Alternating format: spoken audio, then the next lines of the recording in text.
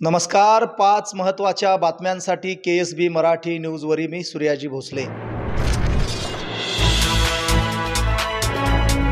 उजनी धरणाच्या सांडव्यावरून पुराच्या नियंत्रणासाठी भीमा नदीच्या पात्रामध्ये काल म्हणजे 20 तारखेला सायंकाळी 9 वाजता जवळपास 1.25 लाख पाण्याचा विसर्ग सोडण्यात आलेला आहे।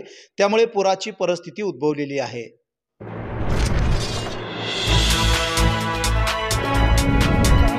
पूरनियंत्रणासाठी सोडण्यात आलेल्या पाण्याच्या ओघाने भीमा नदीच्या पात्रामध्ये झालेल्या वाढीनुसार पंढरपूरच्या खालोखाल जे बंधारे आहेत ते पाण्याखाली गेलेले असून कुळूज, आजनसोंड, शंकरगाव आदी सगळे बंधारे पाण्याखाली गेलेले आहेत। नागरिकांनी विनाकारण आपला जीव धोक्यात घालू नये अशा सूचना प्रशासनाच्या वतीने देण्यात आलेल्या आहेत। पूरनियंत्रणासाठी सोडण्यात आलेल्या पाण्याच्या योगाने भीमा नदी पात्रामध्ये दुथडी भीमा भरून वाहते आणि दुथडी भरून वाहत असताना सर्व नागरिकांना सतर्कतेचा इशारा देण्यात आलेला आहे। कुंडलिकासह अनेक मंदिरे पाण्याखाली गेलेली आहेत।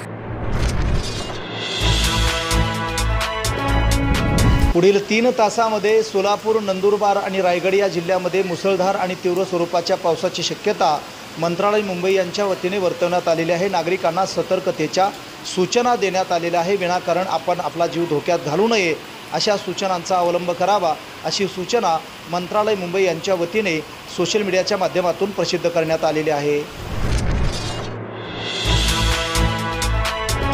पंढरपुरामध्ये भीमा नदी दुथडी वाहत असल्याने पंढरपुरातील अधिक सखल आणि समतल भागामध्ये पाणी शिरलेले आहे। अनेक झोपडपट्ट्यांमधील नागरिकांचं स्थलांतरण सुरू आहे।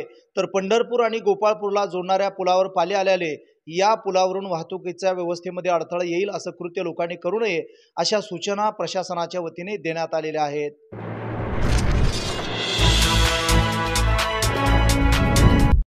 अशाच प्रकारच्या ताज्या घडामोडी जाणून घेण्यासाठी अजून सबस्क्राइब केलेलं नसेल तर KSB मराठी न्यूज चॅनलला सबस्क्राइब करा, लाईक करा, अधिक शेअर करा। आपल्या काही सूचना आणि कमेंट असतील तर त्या कमेंट बॉक्समध्ये लिहायला विसरू नका। मी ताज्या घडामोडींसाठी सूर्याजी भोसले, पंढरपूर, KSB मराठी न्यूज।